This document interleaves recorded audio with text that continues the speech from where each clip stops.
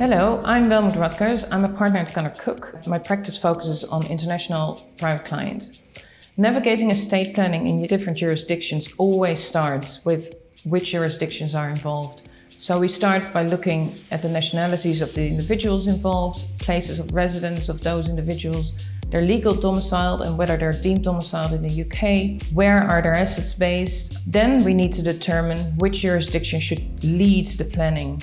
If the US is involved, for instance, we usually start there, advising the client to take local advice in the relevant state first. We then take the client's instructions on what they want to achieve. Making a lifetime gift can be a very good estate planning measure if done properly. But in some other countries, there is a gift tax liability on recipients of the gift.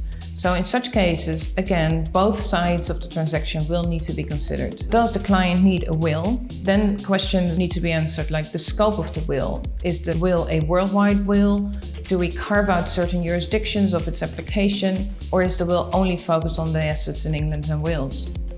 When the foreign assets include real estate, it is probably a good idea to have a separate will in that particular country.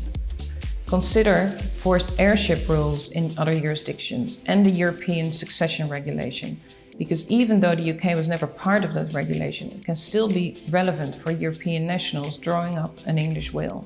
Another topic we advise on regularly is the remittance of funds to the UK. This is particularly relevant to non-domiciled residents. We would advise on the remittance, on any tax liabilities, or whether it can be done more tax efficiently. Very often we work with accountants to support us with the calculations of any tax liabilities. In March, the government announced significant changes to the tax landscape of UK resident non-domiciled individuals. In the spring budget, the Chancellor announced a quite radical overhaul of the non-domiciled tax regime, the remittance basis of taxation.